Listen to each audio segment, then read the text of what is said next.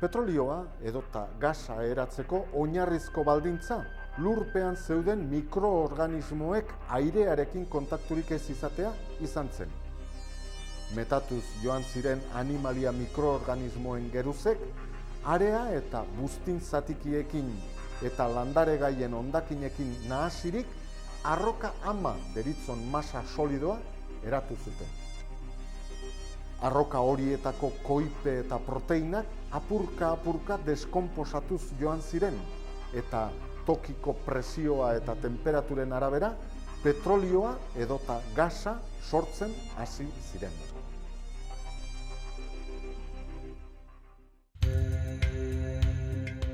Sareratzeko gas naturala, presio atmosferikoan eta giro temperaturan gas kolorge eta usaingabea da. Naiz eta banatu aurretik, usaina eransten zaion, iesa gertatuz gero usaindu ahal izateko. Ez da toxikoa, ez baitu karbono monoxidorik. Aireak baino dentsitate txikiagoa du. Horrek segurtasuna ematen dio. Iesa gertatuz gero, gasak gora egiten du eta atmosferan diluitzen da. Bukatzeko, ingurumenari dagokionez esan, garbia dela, konposizioan ez baitu ia azufrerik.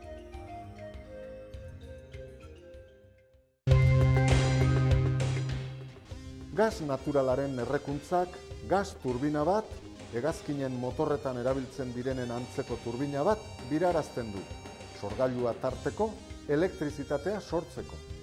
Horixe da lehenengo zikloa. Lehenengo zikloan sortutako beroa, galdara bateraino eramaten da hango ura lurruntzeko. Lurrun horrek, lurrun turbina bat birarazten du, sorgailua tarteko elektrizitatea sortzeko. Horixe da, bigarren zikloa.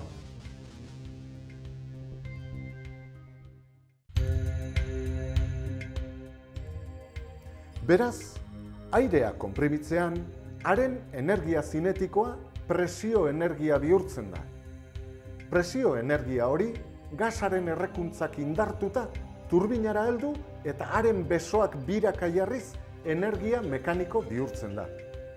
Errotorearen beste muturreko sorgailuaren laguntzarekin, energia mekanikoa energia elektriko bihurtzen da. Horra hor prozesua, baina ziklo kombinatua ez da hor bukatzen, ez?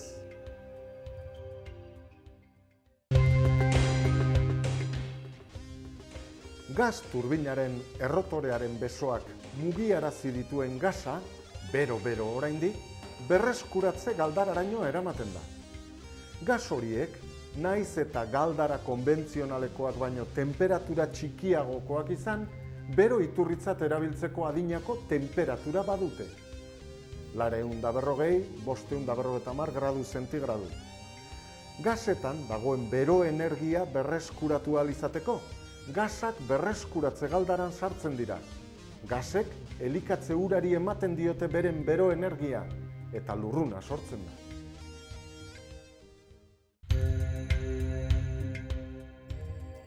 Lurrun turbina da, ziklo kombinatuan energia elektrikoa ekoizteko energia mekanikoa sortzen duen bigarren atala. Lurrun turbinaren funtzionamendua ulertzeko, etapa bakoitzean gertatzen den oinarrizko prozesua jakitea komeni da.